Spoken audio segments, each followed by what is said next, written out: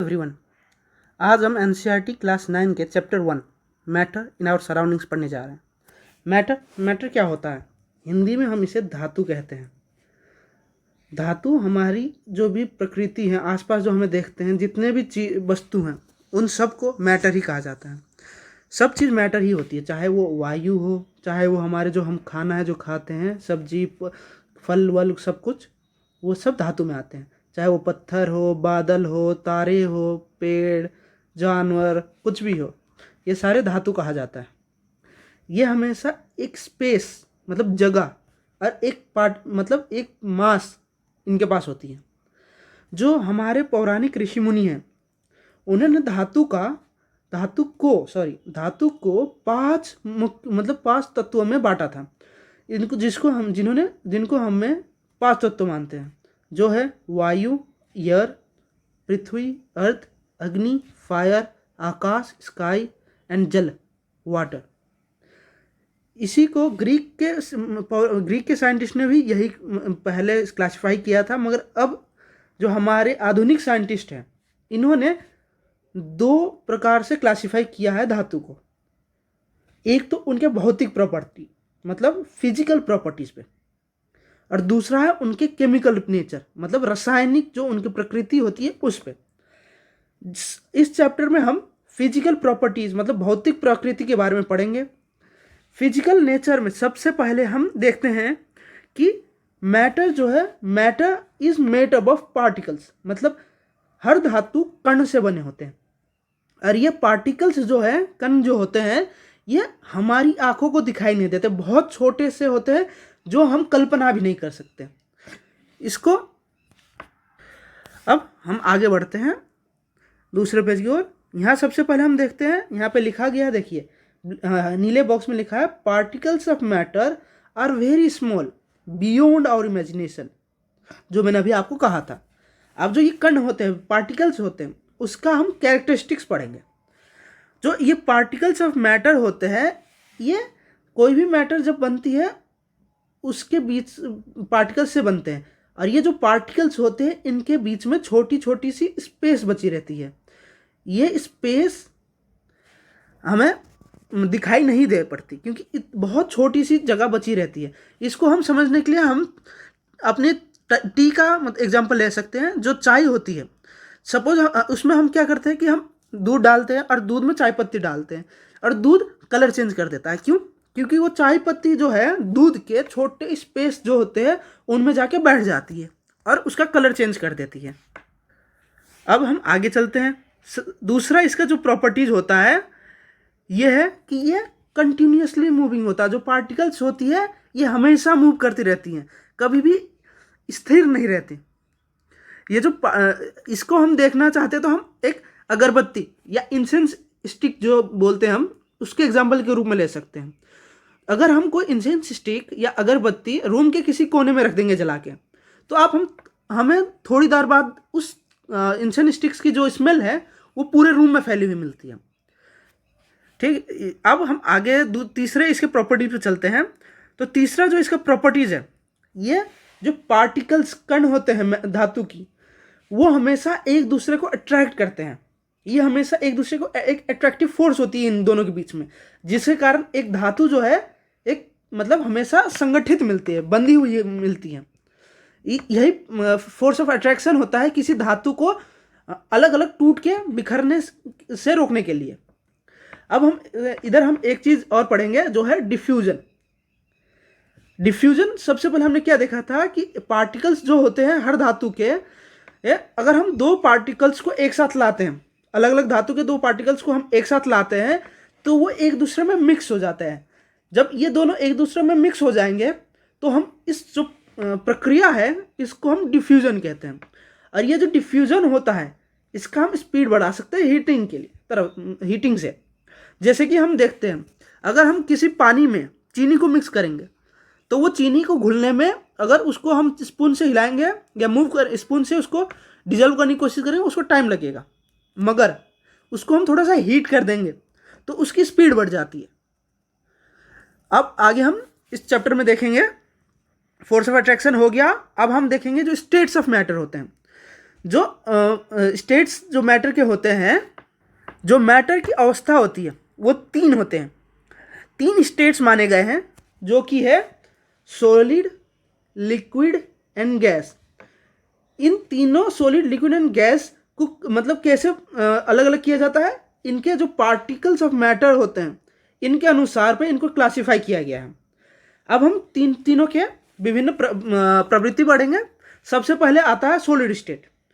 Solid state मतलब solid state का हम एग्जांपल लेने की कोशिश करेंगे तो हम आसपास हम देखते हैं, हमारे पास डेस्क है, बेंच है, पेन है, ये जितने भी चीज़ है, ये जो चीज़ है ये सॉलिड में आते हैं। क्यों? क्योंकि इनके पास एक डिफिनेट शेप है, एक शेप हो इनके पास, एक डिस्टिंक्ट बाउंड्री है। ये एक इनका शेप होने के कारण एक डिस्टिंक्ट बाउंड्री में बंधे हुए हैं और इनका एक फिक्स्ड वॉल्यूम है और एक नेग्लिजिबल कंप्रेसिबिलिटी होती है। मतलब इसको हम इनको दबाने बिल्कुल कम दबा सकते हैं। अगर ज़्यादा दबाने की कोशिश करेंगे, ज़्यादा प्रेशर अप्लाई करेंगे, ये तो टूट जाएंगी। ठीक है, इसीलिए इनको रिजिड कहा जाता है। जो अब हमने पार्टिकल्स ऑफ मैटर जब पढ़े थे तो हमने बताया था कि इनके बीच में एक फोर्स ऑफ अट्रैक्शन होता है और सॉलिड में हम बताया तो फोर्स ऑफ अट्रैक्शन मैक्सिमम सबसे ज़्यादा होता है तीनों स्टेट्स ऑफ मैटर में, जिसके कारण ये एक दूसरे के साथ बिल्कुल टाइट प्रेशर के साथ बंधे हुए होते हैं और इसीलिए इनको तोड़ने में हमें बहुत मेहनत करनी पड़ेगी, ब्रेक करने में बहुत कोशिश करनी पड़ती है। अब दूसरे स्टेट पे चलते हैं हम, जो कि है लिक्विड स्टेट। ये लिक्विड स्टेट हम इस सॉलिड स्टेट से हम इस प्रकार से अंतर कर सकते हैं कि इनके पास ना तो फिक्स शेप तो नहीं होता, मगर इनका एक फिक्स्ड वॉल्यूम होता है। चाहे हम वाटर देखें, वाटर को हम किसी भी मतलब वेसल में रखें, मतलब किसी भी बर्तन में रखें, वो उसका शेप ले लेगा, मगर 1 लीटर पानी हमेशा 1 लीटर ही रहेगा, उसका एक फिक्स्ड वॉल्यूम होगा। ये जो लिक्विड होते हैं वो फ्लो करते हैं। हम इसमें कुछ एग्जाम्पल है, जैसे कि मरकरी जो फ्लो नहीं करते हैं मगर वो भी लिक्विड में ही गिने जाते हैं। ये रिजिड नहीं होते, इसलिए हम इनको फ्लूइड कहते हैं। लिक्विड को दूसरे चीज भाषा में फ्लूइड भी कहा जा सकता है। लिक्विड जो है, डिफ्यूजन जो हमने बात की थी, लिक्विड में हर चीज डिसॉल्व हो सकता है, मतलब हर चीज उसमें डिफ्यूज किया जा सकता है। इसीलिए हम जैसे कि एग्जांपल देखें, हमने अगर हम पानी में चीनी डुबाने की कोशिश करें, चीनी डूब जाएगी, नमक डुबाने की कोशिश, नमक डूब जाएगी। और उसी तरीके से हम देखें, जो पानी में एक्वाटिक एनिमल्स होते हैं वो डिजॉल्व ऑक्सीजन लेते हैं सांस के रूप में। जो गैसेज होते हैं ऑक्सीजन और कार्बन डाइऑक्साइड, वो एसेंशियल होता है एक्वाटिक एनिमल्स के लिए, वो पानी में डिजॉल्व होता है और जहाँ से वो जानवर ले सकते हैं और सर्वाइव करते हैं। रेट ऑफ डिफ्यूजन, मतलब रेट ऑफ डिफ्यूजन का मतलब क्या होता है, डिफ्यूजन की मतलब स्पीड क्या होगी। लिक्विड्स में सॉलिड के हिसाब से ज़्यादा रहती है हमेशा। इसका कारण क्या है, सॉलिड्स में जो मतलब पार्टिकल्स के बीच में स्पेस होता है वो बहुत छोटा होता है, जिसके कारण उनको मूव करने में प्रॉब्लम होती है। मगर लिक्विड सॉलिड से उसमें ज़्यादा स्पेस होता है, तो इसीलिए उनको पार्टिकल्स फ्रीली मूव करते हैं और उनके बीच में इसलिए डिफ्यूजन ज़्यादा होता है। अब हम तीसरा स्टेट ऑफ मैटर देखेंगे, वो है गैसियस स्टेट। अब गैसियस स्टेट में हम देख सकते हैं कि जो हम वायु या मतलब जो हवा होता है वो गैसियस स्टेट है। और हवा जो है, गैस जो बोली जाती है, गैस जो है ऑब्जर्वेड गैसेस, जो एटमॉस्फेयर है, जो हमारी जहाँ से हम सांस लेते हैं वो एटमॉस्फेयर है, वो एक मिक्सचर ऑफ गैसेज है। ये एक मिक्सचर है, गैसेज की मिक्सचर। अलग अलग प्रकार की हम इसमें गैस देख सकते हैं, चाहे वो ऑक्सीजन हो, कार्बन डाइऑक्साइड हो, नाइट्रोजन हो, ये सारे गैस एटमॉस्फेयर में मिलते हैं। अब हम गैस को बाकी स्टेट्स ऑफ मैटर से अलग कैसे करेंगे। सबसे पहले इनका ना डेफिनेट शेप होता है, ना डेफिनेट वॉल्यूम होता है। ना definite shape, neither definite shape nor volume. ठीक है। अब और दूसरी बात, ये हम जैसे लिक्विड को थोड़ा कंप्रेस कर सकते हैं सॉलिड से, गैस को हम बहुत कंप्रेस कर सकते हैं। हम गैस के कंप्रेस का एग्जांपल हम इस तरीके से ले सकते हैं, जो हमारा एलपीजी गैस होता है सिलेंडर, जो हमारे घर में घर के कुकिंग के लिए यूज़ किया जाता है, ये जो लिक्विड पेट्रोलियम गैस होता है, एलपीजी सिलेंडर होता है, इसमें गैस को बिल्कुल कंप्रेस करके डाला जाता है, जिसको कंप्रेस्ड गैस बोल सकते हैं हम। इसी का एग्जांपल सीएनजी भी है, कंप्रेस्ड नेचुरल गैस। अब हम दूसरी चीज़ देखते हैं, जो डिफ्यूज़न होती है। डिफ्यूज़न का रेट देखा जाए तो लिक्विड से ज़्यादा गैस में होती है। गैस का पार्टिकल्स बिल्कुल एक दूसरे से बहुत दूर दूर रहते हैं। देखिए, अगर ये दोनों सॉलिड हैं तो इनके सपोज इतना गैप है पार्टिकल के बीच में, तो लिक्विड में इनसे ज़्यादा सपोज कीजिए इतना है। और गैस में हम मान सकते हैं कि एक इधर है तो एक इधर है, बिल्कुल फ्री होते हैं एक दूसरे से, जिसके कारण इनको मूवमेंट के लिए बहुत स्पेस मिलती है। इसलिए ये बहुत स्पीड से फैल सकते हैं, डिफ्यूज़ हो सकते हैं। जैसे कि हम किचन में देखते हैं, जो गैस खाने से फूड से निकल रहे होते हैं, smell of hot cook food जो होती है वो हमारे पास सेकेंडों में पहुंचती है, सेकेंड्स में रीच कर जाती है। इसीलिए जो रेट ऑफ डिफ्यूज़न होता है वो सॉलिड और लिक्विड के कंपैरिजन में गैस की सबसे ज़्यादा होती है। अब हम यहाँ देखेंगे, अगर कोई कंटेनर में हम किसी गैस को रखते हैं तो रैंडमली हाई स्पीड में मूव करती है किसी भी डायरेक्शन में। इस मूवमेंट के कारण वॉल्स पे, जो वॉल होता है कंटेनर, उस पर एक प्रेशर एग्जर्ट किया जाता है। ये प्रेशर जो एग्जर्ट होता है, ये gas particles per unit area पे प्रेशर एग्जर्ट करते हैं, फोर्स एग्जर्ट करती है एक। अब आगे देखा, अब नेक्स्ट पेज में चलते हैं हम। अब देखिए, सबसे पहले हम यहाँ देखते हैं जो मैटर्स हैं, स्टेट है, मैटर की स्टेट अवस्था होती है, उसको क्या हम एक दूसरे में चेंज कर सकते हैं क्या? अब हम इसमें एग्जांपल वाटर का लेते हैं।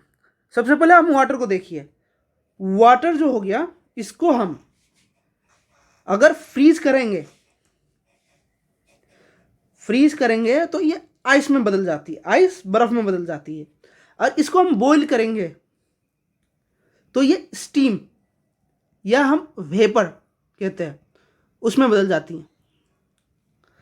अब जो ये आइस है, आइस तो सॉलिड होती है, वाटर लिक्विड होती है, स्टीम और वेपर ये गैस होती है। अब हम इसमें देख सकते हैं कि टेम्परेचर के कारण, जो टेम्परेचर है वो उसके मदद से हम मैटर के स्टेट को हम बदल सकते हैं, एक दूसरे में इंटरचेंजेबल होती है।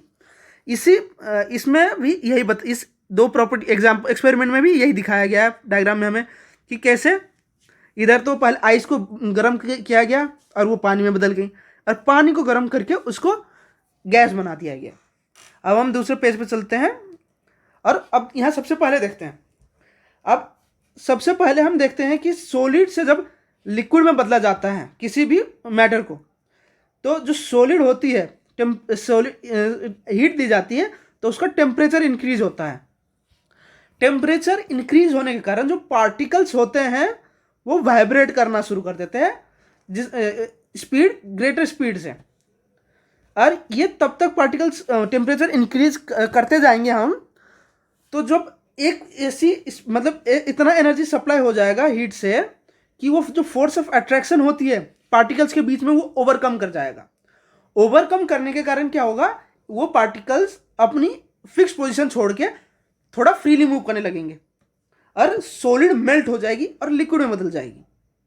अब इसमें हम देखेंगे कि कोई भी मिनिमम टेम्परेचर जो होती है एक सॉलिड को लिक्विड में बनने के लिए, मेल्ट होने के लिए, उसको हम मेल्टिंग पॉइंट कहते हैं। मेल्टिंग पॉइंट जितना ज़्यादा हो उतना strength of force of attraction solid उस पार्टिकल में ज़्यादा थी, ये हम इंडिकेट होता है। इस नीले बॉक्स में हमें यही बताया गया है कि अगर कोई किसी सॉलिड का मेल्टिंग पॉइंट हाई है तो उसका मतलब ये है कि उसके बीच में जो फोर्स ऑफ अट्रैक्शन है वो ज़्यादा थी। जैसे कि melting point of ice 273.15 kelvin है। केल्विन भी एक प्रकार का मतलब टेम्परेचर स्केल है। 273.15 केल्विन का अर्थ होता है 0 डिग्री सेल्सियस। अब हम दूसरा चीज देखते हैं, कोई भी सॉलिड अगर लिक्विड में चेंज होती है तो जब वो चेंज होती है उसका टेम्परेचर सेम रहता है, उसका टेम्परेचर सेम रहता है चाहे हम उसको हीट ज़्यादा दे रहे हो। क्यों? क्योंकि जो हीट उस टाइम पे दे रहे होते हैं हम, वो सॉलिड अपने बीच के पार्टिकल्स के बीच के फोर्स ऑफ अट्रैक्शन को तोड़ने के लिए यूज करती हैं। हम सॉलिड स्टेट से लिक्विड स्टेट को में चेंज करने को हम फ्यूजन कहते हैं। और जो वो हीट यूज होता है उसको तोड़ने में, उसको हम लैटेंट हीट ऑफ फ्यूजन कहते हैं। जो ये लैटेंट हीट ऑफ फ्यूजन है, ये लैटेंट हीट ऑफ फ्यूजन क्या होता है? लैटेंट हीट ऑफ फ्यूजन को हम ऐसे देखते हैं कि कोई 1 किलोग्राम सॉलिड है, उसको हम जब हीट देते हैं तो कितना हीट उसको चाहिए सॉलिड से लिक्विड में चेंज होने के लिए, एटमॉस्फेरिक प्रेशर और उसी मेल्टिंग पॉइंट पे। जैसे कि 0 डिग्री सेल्सियस पे जब आइस आ जाती है तो वो मेल्ट होना शुरू करता है, मगर जब तक वो पूरा चेंज ना हो तब तक वो 0 डिग्री सेल्सियस ही रहता है। ठीक है, इसीलिए ये लैटेंट हीट ऑफ फ्यूजन कहा जाता है इसको। आगे, अब आगे देखते हैं हम, जब हम उसको हीट लगातार और प्रोवाइड करते जाते हैं तो एक टाइम ऐसा आता है वो लिक्विड जो है बॉयल होना शुरू कर जाता है, उसको हम बॉइलिंग पॉइंट कहते हैं। इस बॉइलिंग पॉइंट पे क्या होता है कि वो वेपर मतलब गैस में बदलने लगता है वो लिक्विड जो होता है। और ये जो बॉइलिंग है ये बल्क फेनोमेनन है, मतलब एक साथ होती है। मतलब जो अब हम देखते हैं इसी में, अब जैसे कि ये जो चेंज होती है लिक्विड से गैस में, इसको हम बोलते हैं वेपोराइजेशन। ये जो वेपोराइजेशन है ये सिमिलर है फ्यूजन की तरह। इस वेपोराइजेशन मतलब जब लिक्विड से गैस में चेंज होती है उस टाइम पे भी टेम्परेचर इक्वल रहता है, और इस टाइम पे जब जो हीट चाहिए होता है, फोर्स ऑफ अट्रैक्शन जो पार्टिकल्स के बीच में लिक्विड के टाइम पे रहता है उसको तोड़ने के लिए, ओवरकम करने के लिए, उसको हम बोलते हैं latent heat of vaporisation. 1 kilogram किसी लिक्विड को हम वेपर में चेंज करते हैं एक एटमॉस्फेरिक प्रेशर और बॉइलिंग पॉइंट पे, तो उसको हम बोलते हैं लेटेंट हीट ऑफ वेपोराइजेशन।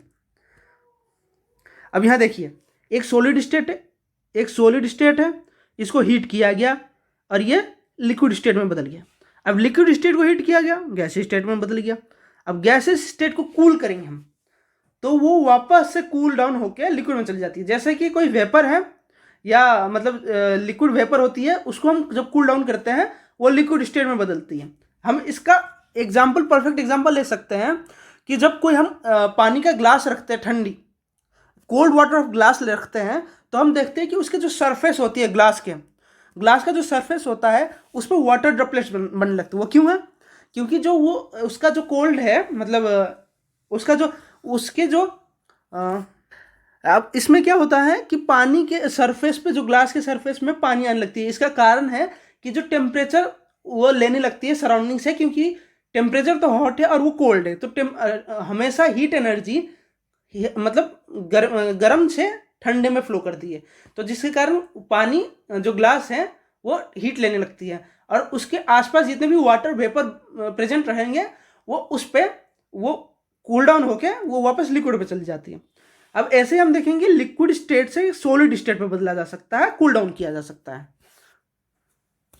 अब हम दूसरा टॉपिक देखते हैं, इसमें है प्रेशर के तरीके से हम कैसे स्टेट ऑफ मैटर चेंज कर सकते हैं।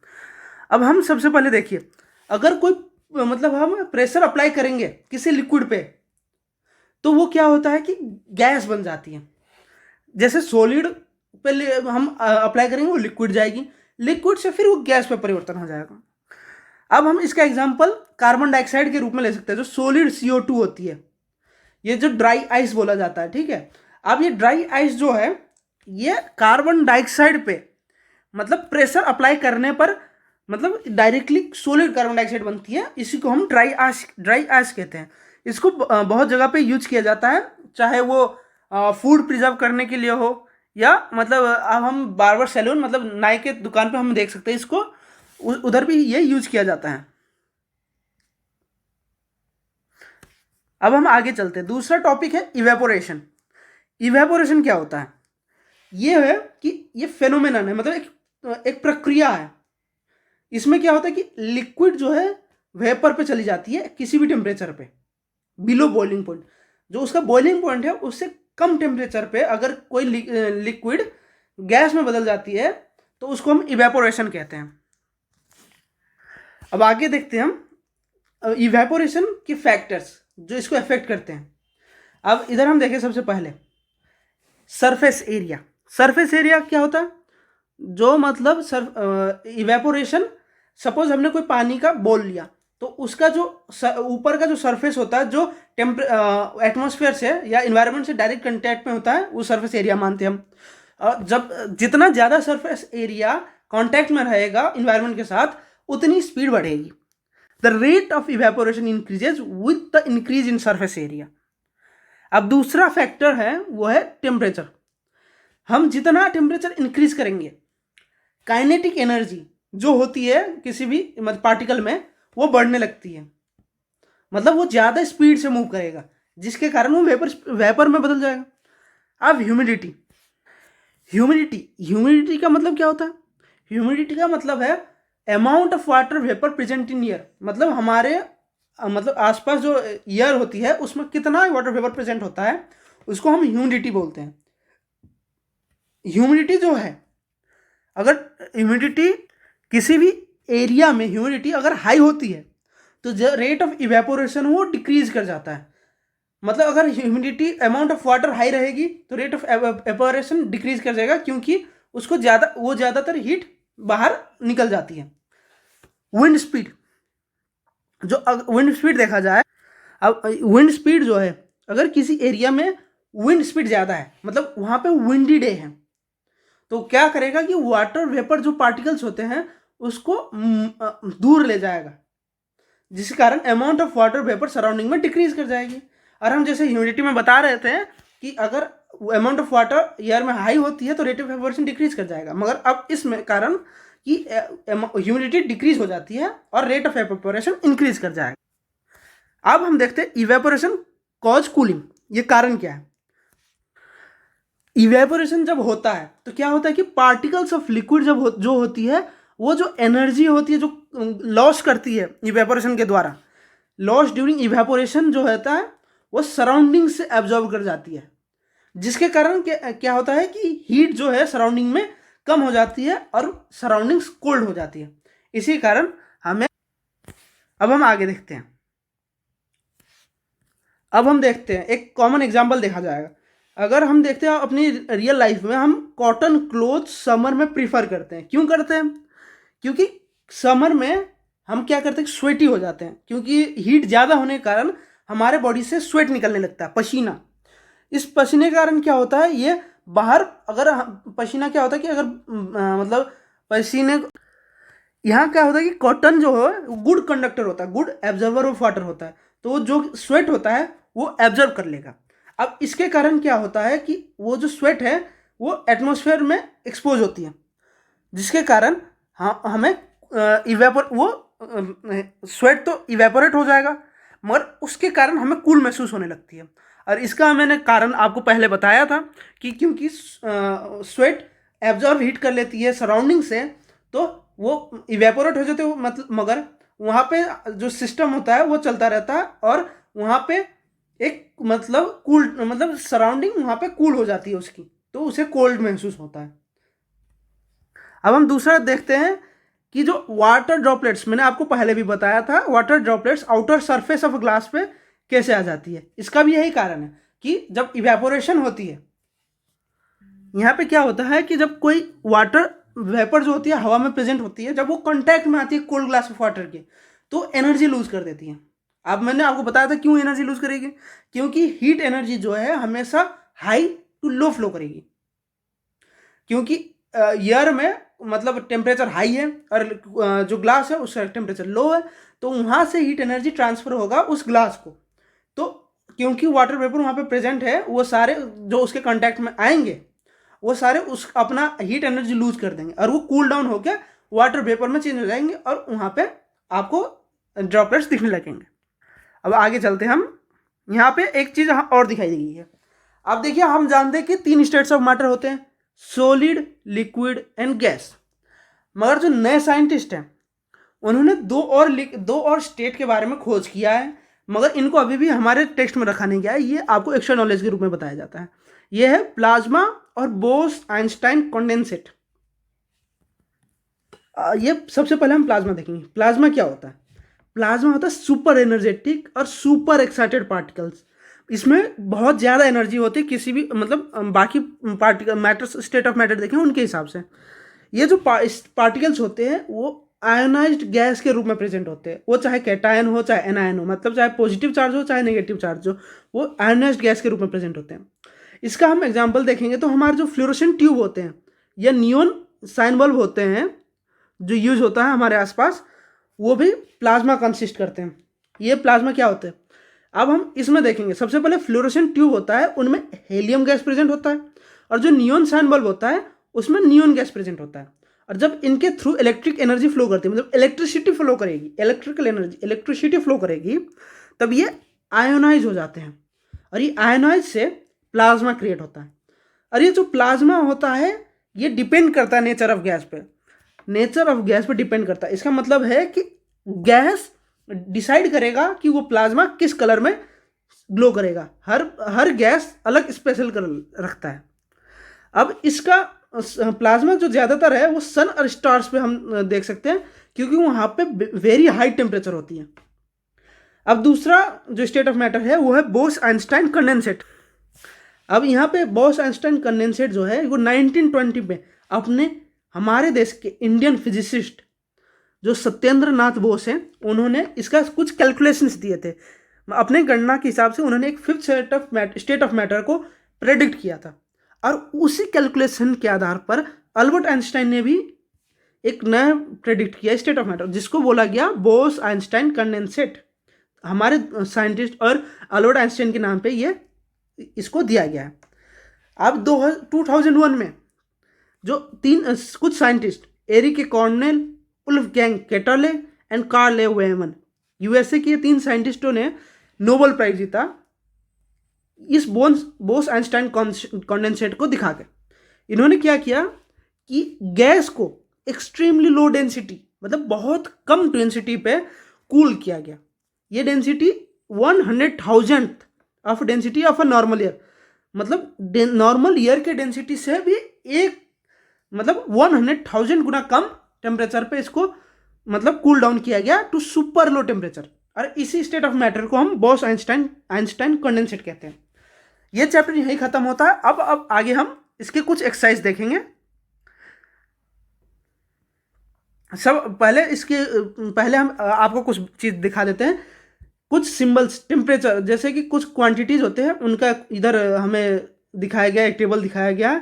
टेम्परेचर जो है उसका जो एसआई यूनिट है वो केल्विन है, मगर हमारे नॉर्मल लाइफ में यहाँ पे इंडिया में सबसे ज़्यादा डिग्री सेल्सियस या डिग्री फ़ारेनहाइट ज़्यादा यूज किया जाता है, मगर केल्विन इसका एसआई यूनिट साइंटिफिक यूनिट माना गया।